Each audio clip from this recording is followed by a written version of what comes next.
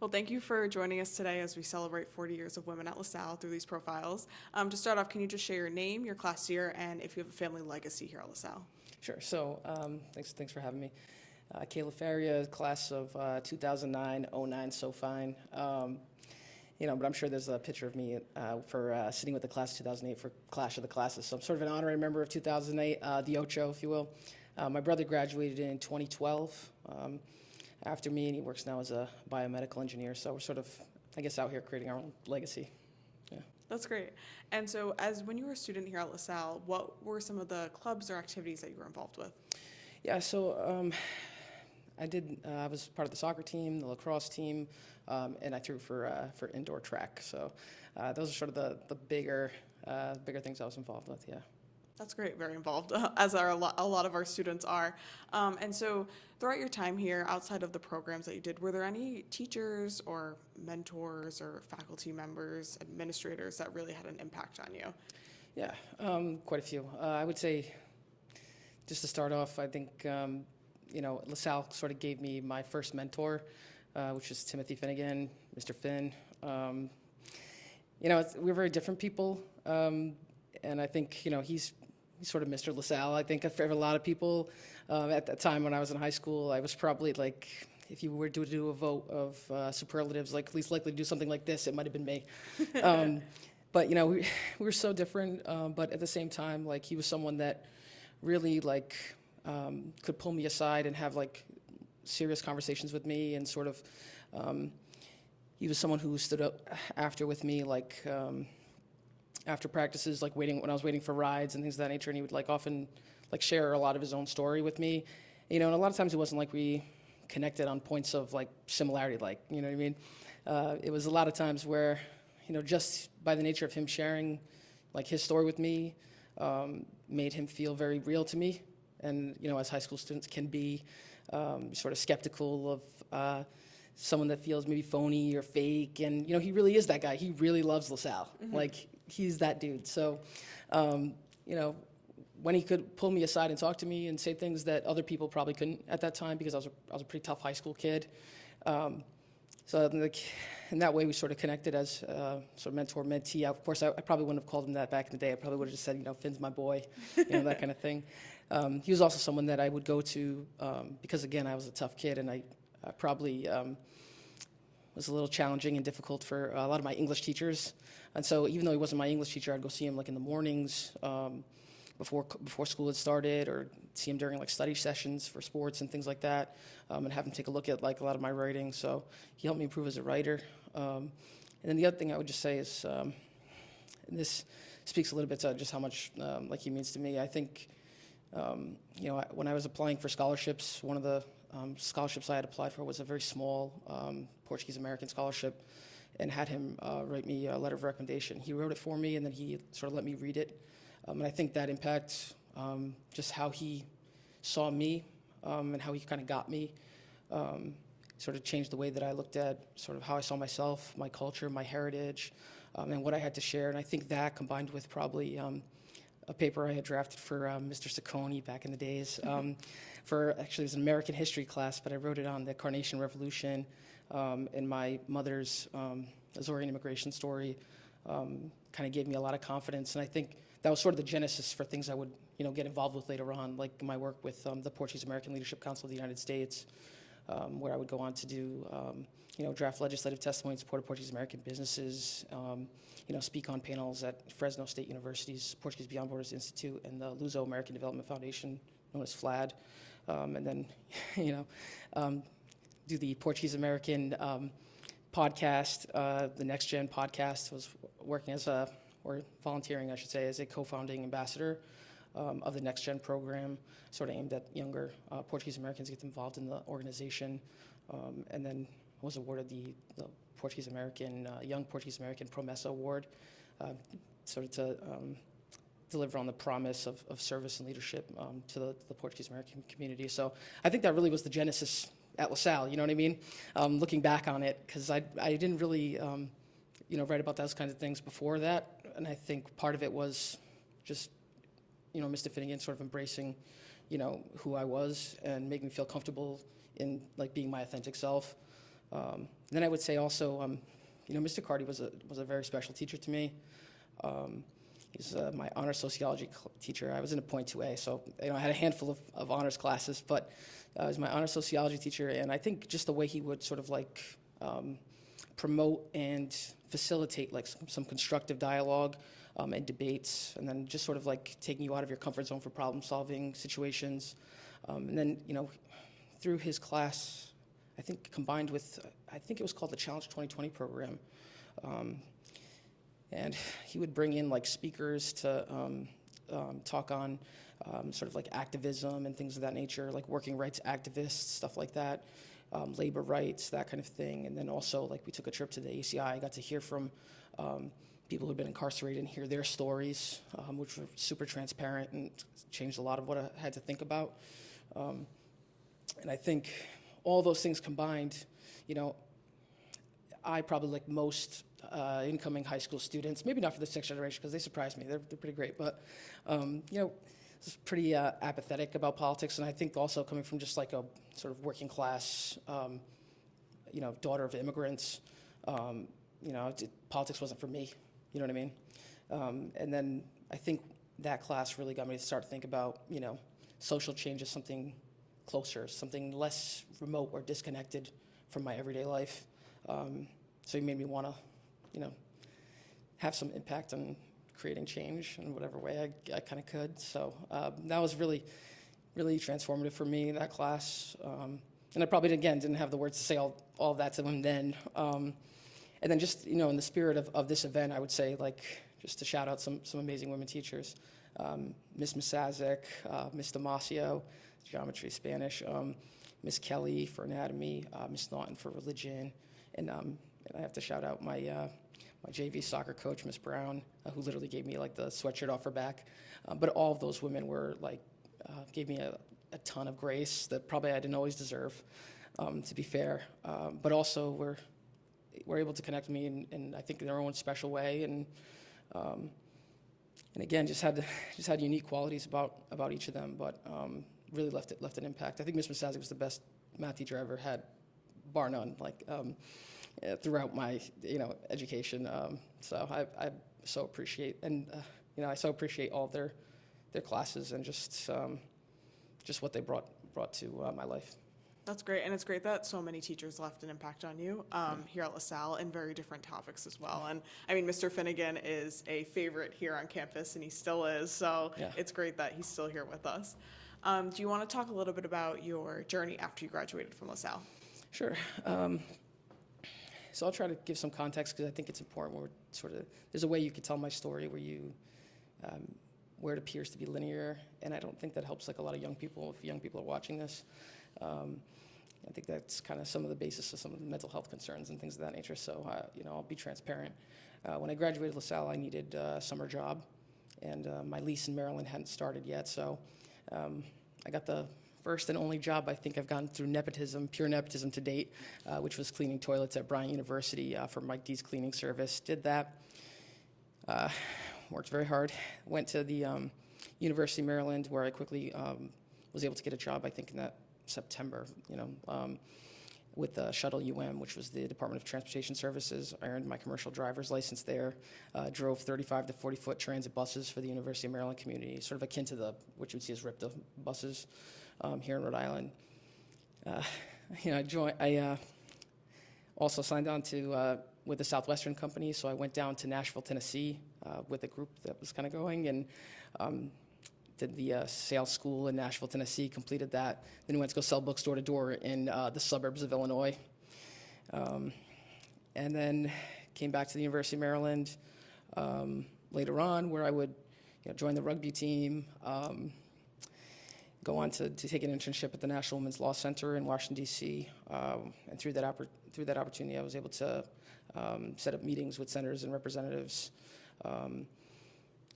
as well as organized a congressional briefing on Capitol Hill as part of National Girls and Women in Sports Day, and then lobby Congress to increase athletic opportunities for women and girls in sports. I also did a lot of freelance work as an undergraduate, working for a number of student publications as well as community newspapers, things like niche publications like the Mitzvah, Black Explosion, Public Asian. Did some community news work with the Greenbelt News Review, and I took an internship with the Prince George's Sentinel, where I covered general assignment stories, community news, education, government, the like. Some freelance work I actually did remotely, and sort of funnily enough, if you will. One of the pieces I actually had published in the Seekonk Sun Chronicle was on, I don't know why I'm pointing there, as if it's Seekonk's over there, but anyways, the Seekonk Sun Chronicle, where I featured actually a LaSalle girl athlete who's a goaltender for the hockey team and doing very well. So, all roads lead back to LaSalle, I think. But I did that, and then I had a capstone project where I worked as a reporter and photojournalist, and that was stationed in the National Press Building in Washington, D.C.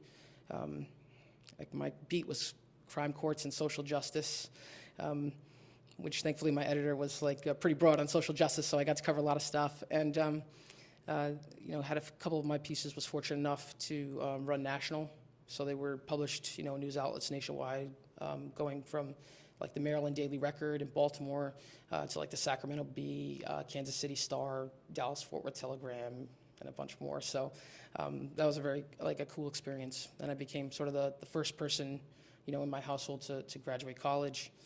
And I graduated with a double major in journalism and women's studies. Went on to the University of Baltimore School of Law, where I was heavily involved in the clinical program there. Worked as a student attorney representing real people. That was sort of an excellent experience. Was able to represent people with the Braunfein Family Law Clinic and the Mediation Clinic for Families, representing people who, were seeking a civil order of protection, basically a restraining order. Handled a divorce custody case, and then with the Mediation Clinic, I represented fathers in mediation for child access cases, as well as worked as a co-mediator in those similar type cases. And with both of those experiences, they each had a separate component. So with the Braunfein Family Law Clinic, I was able to have a legislative advocacy component where I, along with my colleagues, submitted written testimony in support of family law bills for the Maryland legislature, and I was fortunate to be one of two students to that semester to deliver oral remarks, so give oral testimony before the Maryland Senate Judicial Proceedings Committee. And with the Mediation Clinic, I actually, along with one of my other colleagues, developed and created a workshop for conflict resolution.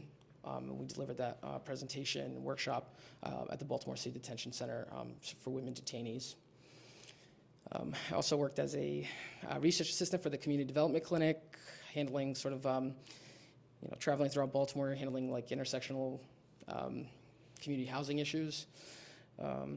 Also did some externships with the Baltimore City Circuit Court, advocates for children and youth in Baltimore City, working with the education policy team there, trying to combat the school-to-prison pipeline, did some other work there. In addition, I did some work with the Center for Children, Family, and the Courts, served as a law clerk for in a school in East Baltimore. And again, trying to address the root causes of truancy and connecting people with resources. It really wasn't a punitive program. And so sort of trying to solve problems that leverage community resources. So many things. Okay, yes. And then also, I was fortunate enough for one of my classes for a nonfiction, I took a nonfiction writing for a law students class and wrote a piece that my professor was like, oh, you need to get this published, So he'd been saying about quite a few of my pieces, but I felt good enough at that point to try and get that one published, and ultimately it was published in the Portuguese American Journal, which I actually think is based in Providence. All of our correspondence was remote, so I can tell you for certain. But that piece was published, and it was really, it's called The Pain and Gain of Growing Up Portuguese. It was a memoir about sort of my life, and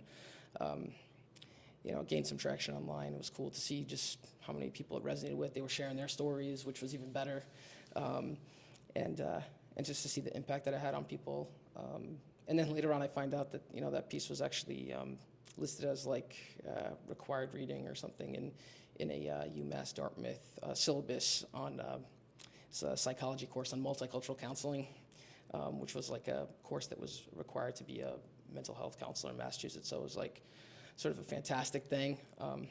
I also served as for the UB, I served as the vice president. Somehow I got that job for student support in the Women's Law Center after I helped out a colleague who was trying to identify and secure panelists. Because of some of the connections I had made, I was able to help her with that. So the next semester I found myself as the VP of that organization, which was, an honor for sure. And then, but probably the most, influential experience I had in law school was actually not in Baltimore City. I was in Providence. And so I actually applied for an internship coming into my third year of law school with the Rhode Island State Government Internship Program. And they placed me with Rhode Island Legal Services. The gentleman who worked at State House was a little bit like the sorting hat, if you will. So I got placed at Rhode Island Legal Services, and then they assigned me to the Family Preservation Project, where I was representing real people again, parents indicated for abuse and neglect of their children. I was doing that full-time for the summer, working in Providence, Kent, and Washington counties. Met some amazing people through that internship, mentors that opinions and I still treasure and seek out, and just developed some great relationships there. So I was incredibly fortunate to have that internship, and it really sort of, that was the thing that made me want to practice law.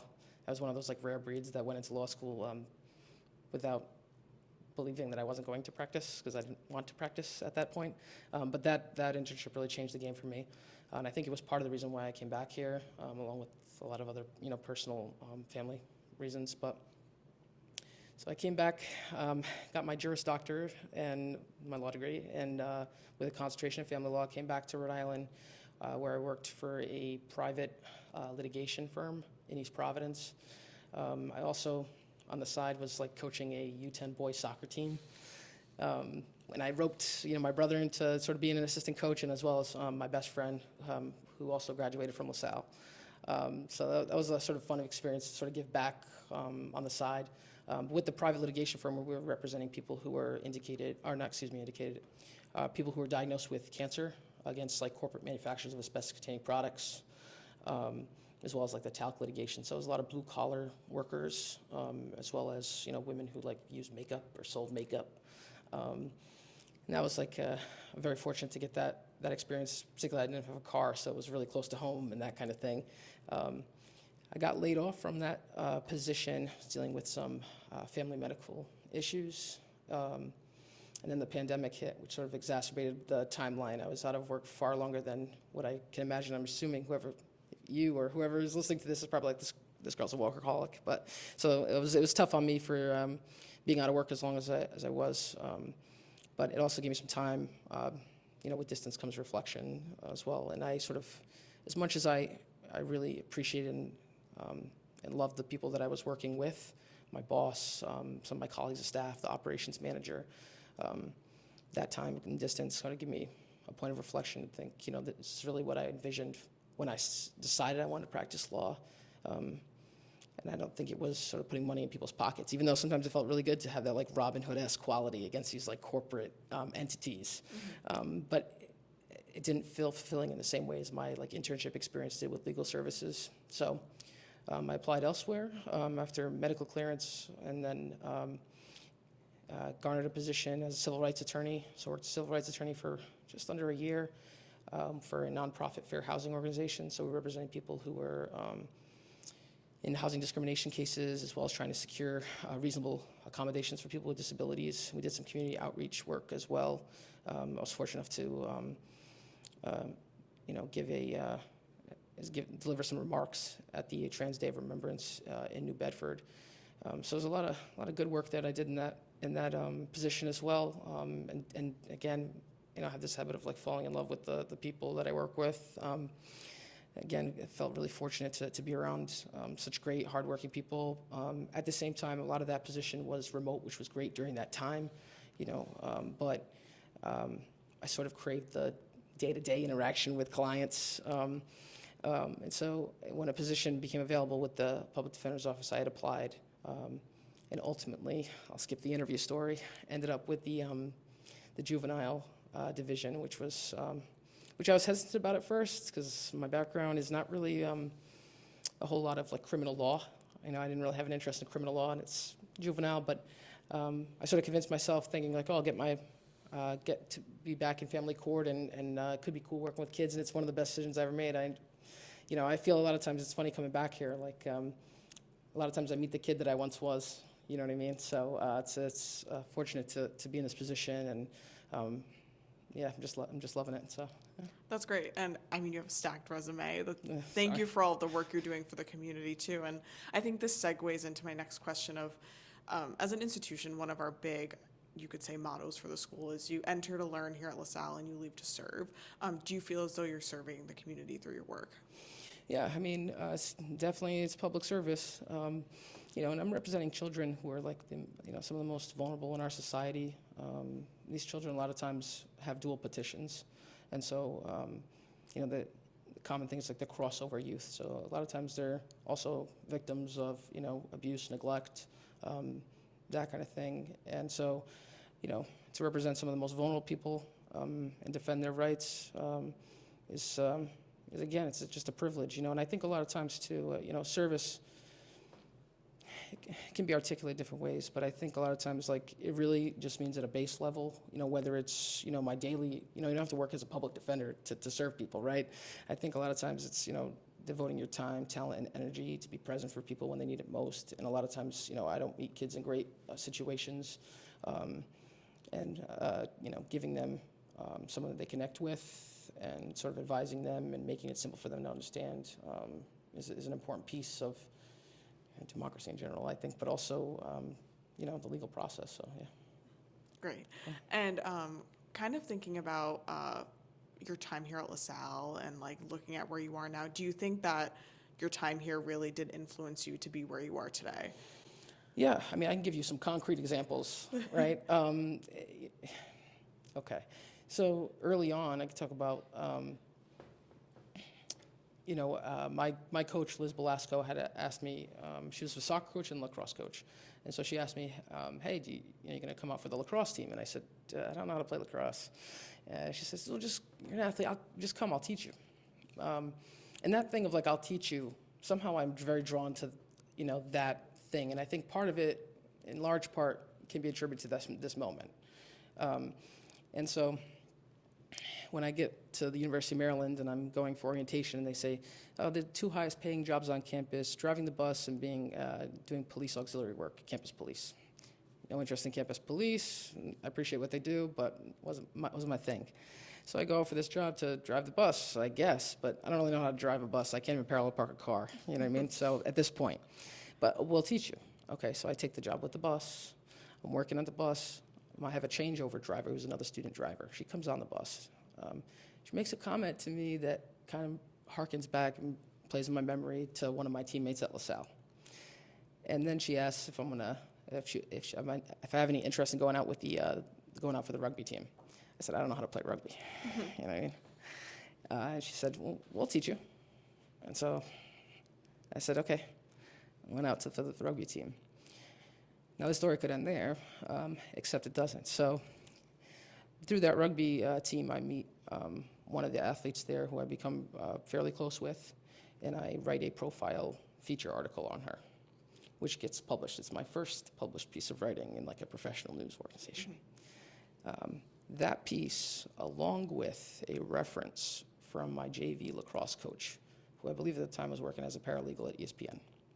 When I knew her at LaSalle, she was working she was still at Providence College.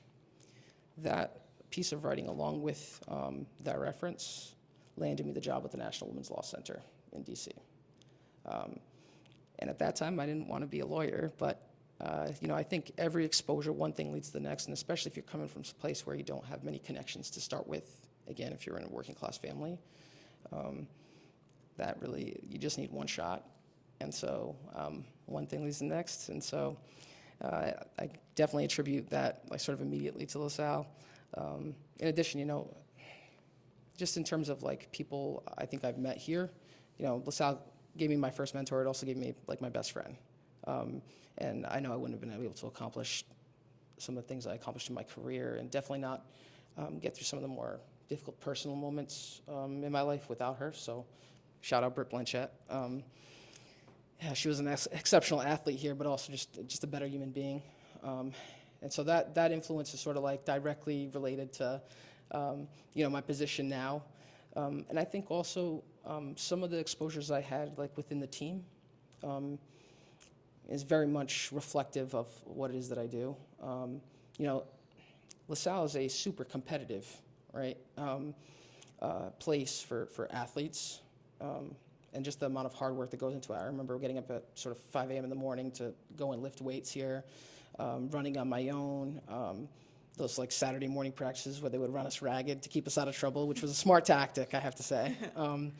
But those experiences, sort of built in that level of hard work, right? And then you're kind of like getting resilience through adversity. And then in addition, I think, in terms of the athletics program here, like I think a lot of the publicity and things of that nature that gets coverage is just how like talented some of the athletes are, which is great. But I also think a little bit what's missed is like there's not just the best athletes in the state from all over, but you have some of the best leaders. And I think that's really fostered at LaSalle. But also, there's some of that's coming from all over the place. And so you have different personalities, strong characters, with different leadership styles. So you get exposure to that. You also see as in part of a team, like different people have different strengths. So it's not like, oh, you're better than me, period. No, she's better than me at doing this, but I'm better than her at doing that. How can we leverage those strengths, for competition, to find success? And I think that's pretty pivotal when you think about it. And I think that kind of thing combined with, you're having difficult conversations and you're in a competitive environment. Some of the practices and training sessions here were more competitive than in the games, right? And so when you're in that competitive atmosphere, you're having difficult conversations with people all the time, right? To try to challenge people, improve people, et cetera. But you have to stay in that space. You can't just kind of say, bump this, I'm out of here. You know what I mean? So that combined with the idea, if we think about it in the context of, for example, I think most people have this perception of attorneys, oh, they're really smart, right? Yes, there's a modicum of intelligence one needs to sort of get through law school and pass the bar and stuff like that. But to me, it's more of a testimony of perseverance rather than like mere intelligence. So when you think about all of those things combined, and again, just through an athletics experience here at LaSalle, it's no wonder to me why so many people that I meet, as attorneys or that are LaSalle graduates are in very competitive fields and having great success, right? Because there's more than just like, patterns of play being taught and learned, on those like training grounds. That's a training ground for a whole lot more. So I think, that's something that sort of gets lost and I think is a big pivotal thing. When you're an attorney and you're having difficult conversations, it's what we do, right? Whether it's opposing counsel, a judge, or the clients. But you can't just sort of like throw your hands up and walk away. You have to stay in that space and try and be the best advocate you can be, and do it in a way that is civil and preserves the dignity of your client and yourself. So, yeah, that's sort of the long way of saying yes, it does help, but yeah. That's great. Yeah, no, that's awesome. And it's great that you've had such an impact on you that's carried you throughout a lot of your professions, your careers, and those alumni connections and just LaSalle connections absolutely. are great. Yeah. And so as we wrap up this interview and we think about this anniversary of 40 years of women, what advice do you have for current and future generations of women at the institution? Yeah, I think, seek out mentorships, I would say. And try to, don't have to connect on points of similarity. Again, like connecting on points of difference is a huge thing, that people can point out areas of growth for you in a different way that you sometimes can't always see. And I think finding mentors that challenge you while simultaneously like embracing who it is that you are is very crucial. It's people that sort of inspire you in their own way, but also like encourage you to sort of blaze your own path and create your own style and that kind of thing. I would also say, for athletes, I think, I would say, hold your teammates accountable, celebrate with your teammates. Like, this is what leadership looks like. It doesn't always get recognized in that way, but this is what leadership looks like. And I think, keep the chip on your shoulder, stay hungry. And then for, people who are interested in trying to like pursue law, I would say that, the journey doesn't have to look like everyone else around you. As women, the common phrase, to right beyond the dominant ending, right? So right beyond the dominant narrative, but I think also live beyond it too. We didn't come from the same starting point. We're not going to have the same paths. But I think, you have to be able to sort of like look internally and find out what works. And I think taking yourself on your own path, the legal community, the legal profession, as well as the people we serve, for whom our advocacy is directed, are going to be best served by that. So embrace those like sort of different opportunities and being your own person. And the last thing I would just say is, share who you are with people. I think it's difficult, sometimes when you think about high school, I think being vulnerable isn't super cool, right? But sharing who it is you are with people, it resonates with people and they remember it. And I could tell you, just from my experiences at LaSalle, I still remember the people who went out of their way to help me. And I didn't even speak about sort of like my teammates and things of that nature, people that really had an impact. And I still support them to this day. I recently went to the LaSalle quarterfinal match because one of my teammates is now the coach. And you don't forget people that knew you when and supported you then and had that one, showed you the power of one person's belief in you in difficult moments. And so, I'm just very fortunate for that. And I think that only comes from like sharing who it is you are with people. So, it's going to resonate with people, but they can't embrace you if they don't know who you are. So, yeah. That's great. That's excellent advice too. Thank you for joining us today for this celebration, and it was great to meet with you and speak about your experience. And we look forward to showcasing you. Yeah, right back at you. Yeah.